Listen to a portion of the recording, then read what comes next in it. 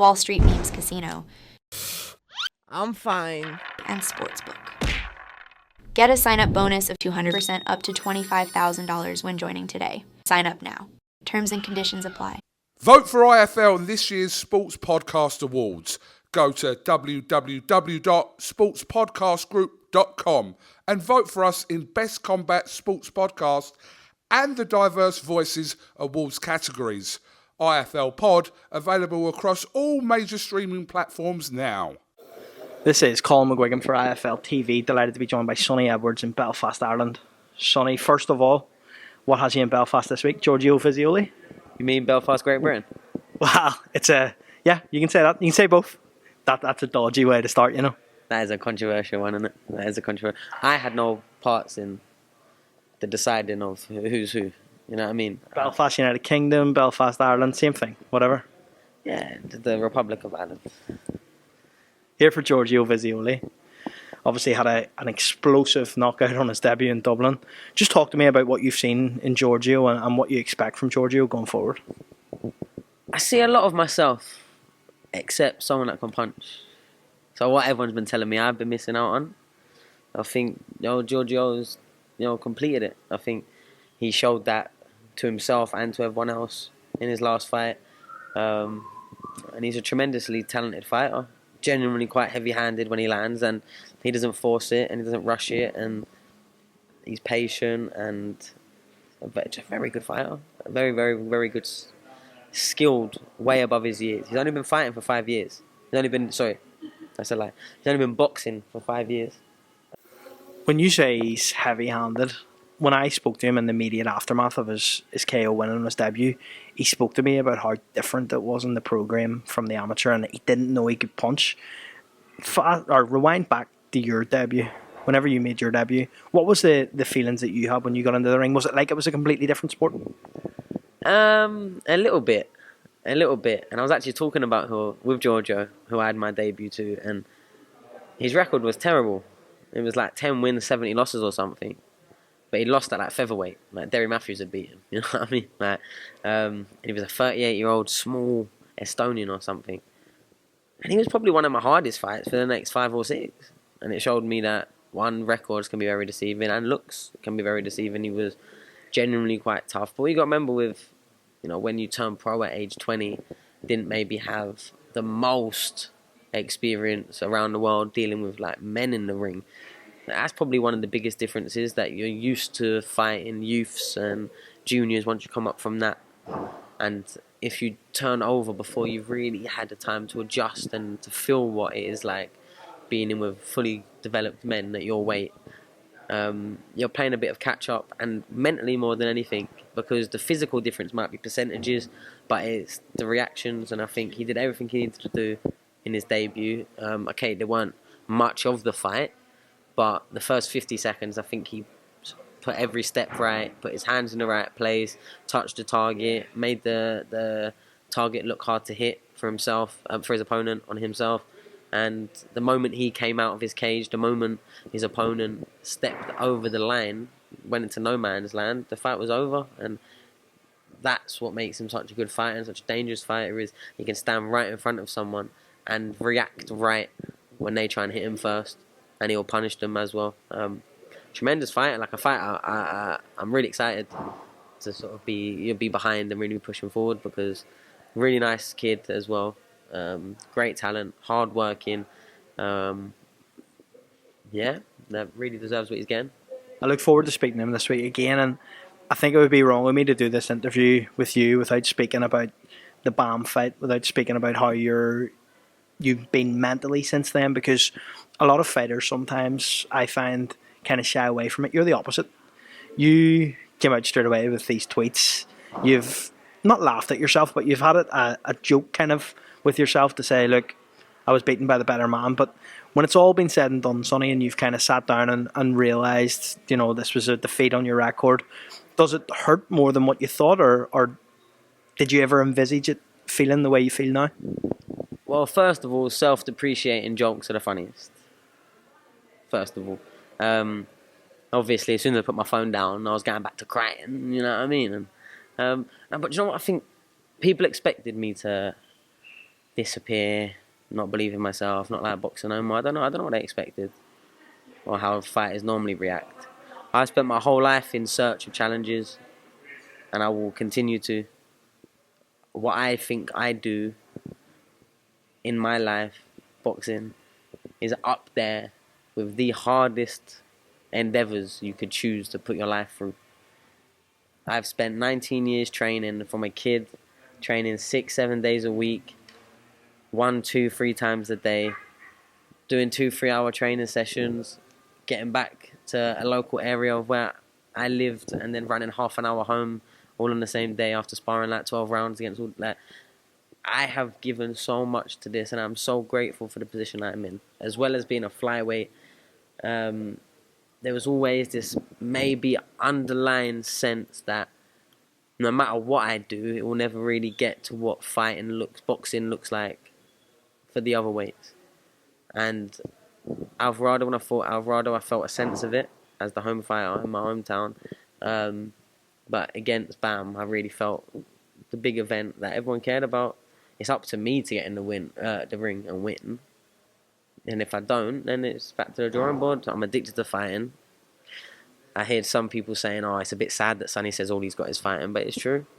Imagine starting something at 9 years old and pretty much doing it every single week of your life until you're 28. And for the last 8 years, my whole adult life pretty much, I've been a professional boxer. Before that, I was on Team GB, fighting for Team England. Before that, I was national champion. Before that, I was national final, like, as a kid. Like, it's all I've ever done. So I will still approach boxing the same way. I care about being involved in events that people care about. I'm narcissistic, probably, and arrogant and deluded enough where even after coming out of the ring and not being the champion anymore and losing the fight, I have my own thoughts of how I feel the fight could have went. Maybe if something was slightly different, but that's not the reality. So I will keep going forward, I'll keep preparing, I'll keep training, I'll keep taking the fights and promoting and building the fights and being involved in boxing. Because like I said before, I ain't got nothing else. I ain't got nothing else I enjoy. I got nothing else that I add value to like I do the world of boxing. So I will be here probably until I'm 78, 80 and pop my cork and keel over. You know what I mean? I don't know or don't see at what other point I'm going to do anything else. I mean, I was in America on that time zone on the Saturday after 2 weeks of being there. Got my head punched in. Flew back for 1 day to see my kids and then carried on my journey to the other side of the world to go to the Saudi Arabia card when my face is all bust up to make sure that I'm there supporting my best friend, Lyndon. So for me, boxing's all I've known and will probably all I ever do. So yeah, win, lose or draw, I only care about the next time people mention me or the next time a poster gets popped up and it's someone Edwards or Edwards someone that people care. And that's my response, that's my job. And I might have to sell fights a little bit more to make people care a little bit more. I might have to talk a little bit more to make people care that little bit more. But I think now I've set up a position where the next, I always had about 38 when I'd be thinking about retiring, but who knows with how the career goes. But I could potentially have now another 10 years in the sport from the position I'm in now. And I could end up turning a flyweight career into one of the most covered, reported and followed careers for a long time for a British fighter, because a lot of the big fighters we get, they're usually my age when they start getting big. No matter what the weight is, they only start sort of getting there late 20s, early 30s. I'm probably the biggest name in the division I was 27, I'm 28 now. And I'm at a division where it's probably someone's going to have to do a lot of work to overtake me. Someone's going to have to do some serious, impressive performances. And I don't know where they are. Because take away a win against me, right now, Bam, probably not going to be there for a while, but take away a win against me or him, maybe like a Martinez, like that Dalakane, the other world champion, just got beat. No one's raving over the kid that beat him. Really. Do you know what I mean? As flyweights, there's like 1 or 2 names. You probably won't remember this, but from the first time I spoke to you was on a podcast, when I'd done a podcast with my mates. The amount you've matured. Brawl and boxing? Yeah, brawl boxing, you do remember. But Lockdown. since then, you've matured so much. What was your biggest takeaway after that defeat against BAM? What did you take away from that to say, like, this is a learning curve for me? I don't know, really. Every time I lost as an amateur, I always came back with a slight different more motivation, slight bit more of a chip on my shoulder. Maybe I got a bit used to being a champ, and I can't lie. Even though I don't like the feeling, it's kind of been refreshing being in the gym again as the challenger. Like, I don't mean this disrespectfully, being like everyone else, you know, trying to go for the world title. It's been quite nice, actually. Not as maybe depressing as I thought it was going to be. It's more of like a little buzz, if anything. About learning, I don't really know, I'll be real. I had to get into a fight because I couldn't see him. I know everyone always goes, excuses, but it's my reality. Had to get in a fight, try my best. Had to fight a fight that probably stylistically match up. Didn't really favour me, but I kind of had to do it anyway. I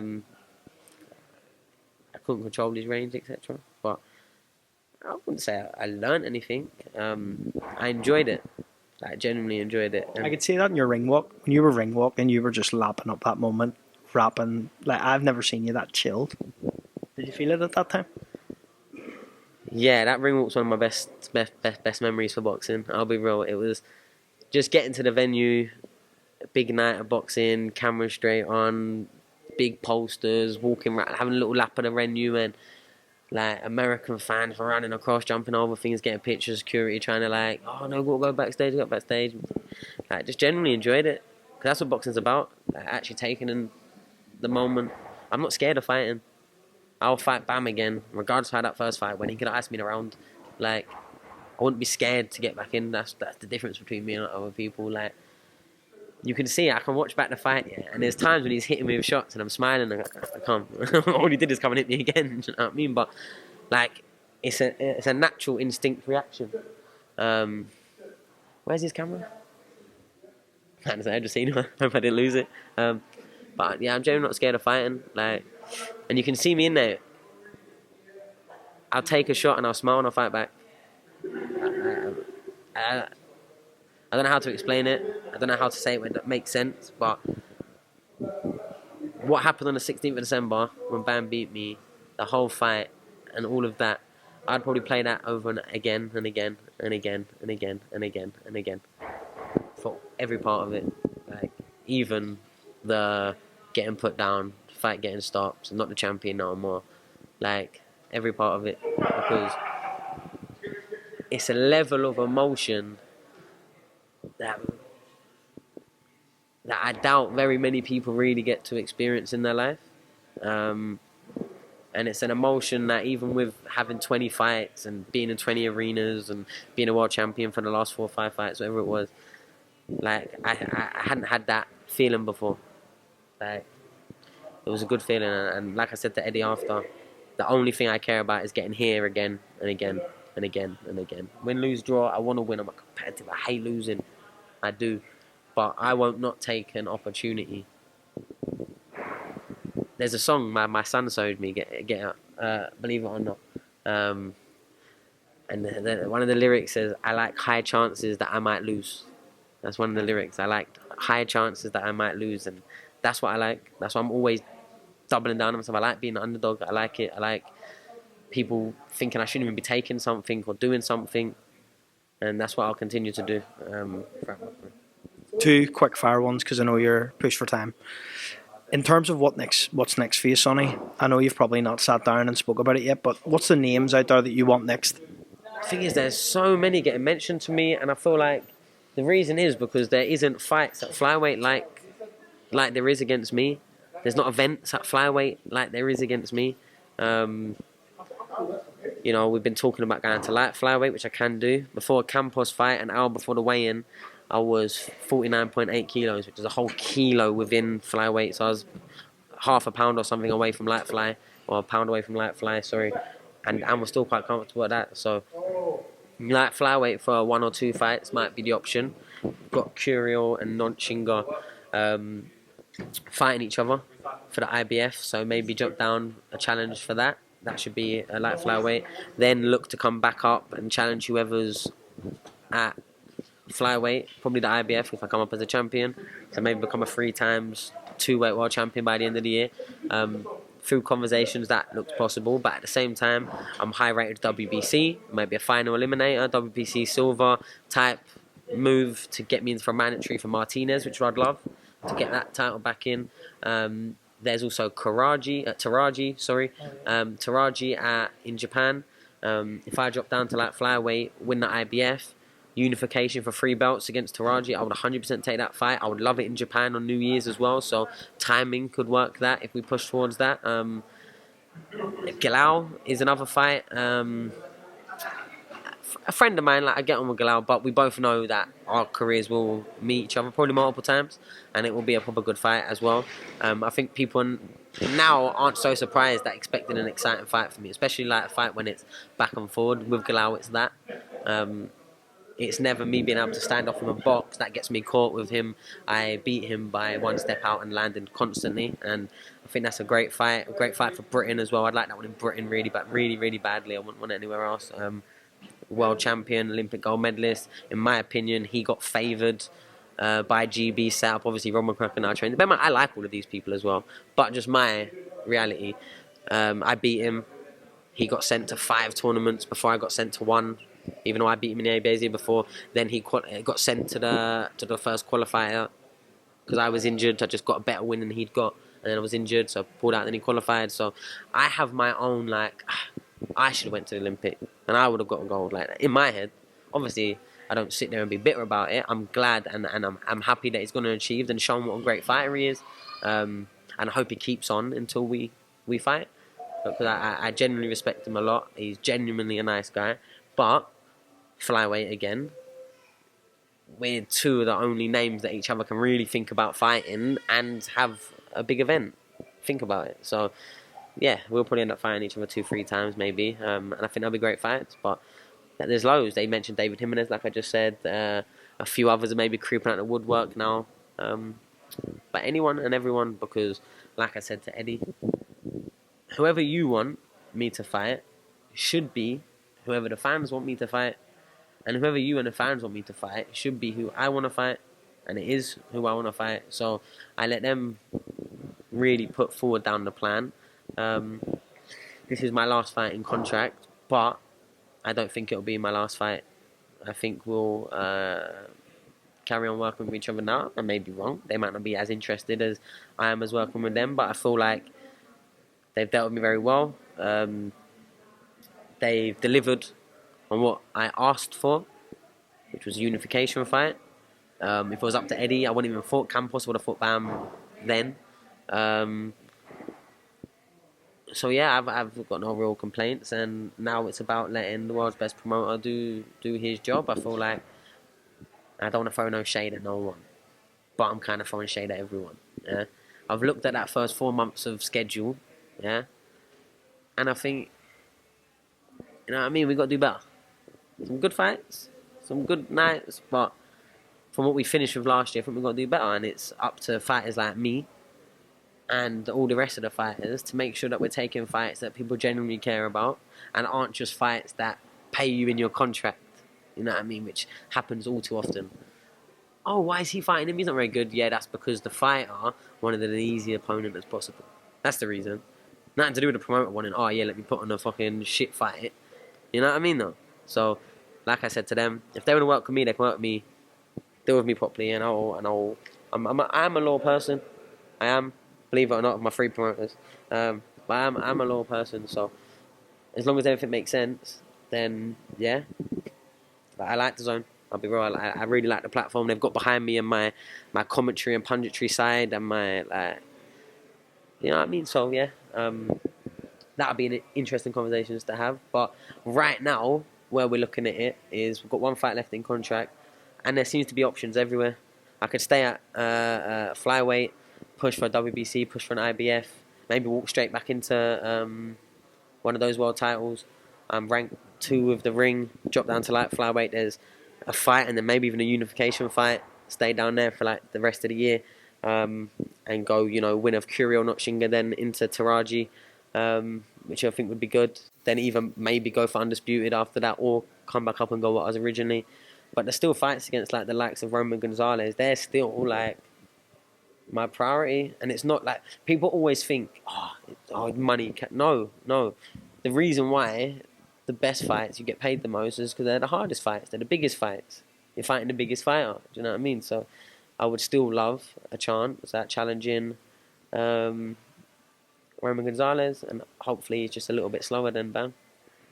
Well, Sonny, I said 5 minutes, but we're 20. Apologies for taking so much time, but really appreciate it, mate, and I hope to catch up for you again this week. Yeah, no worries. I'll send my invoice. I'm fine.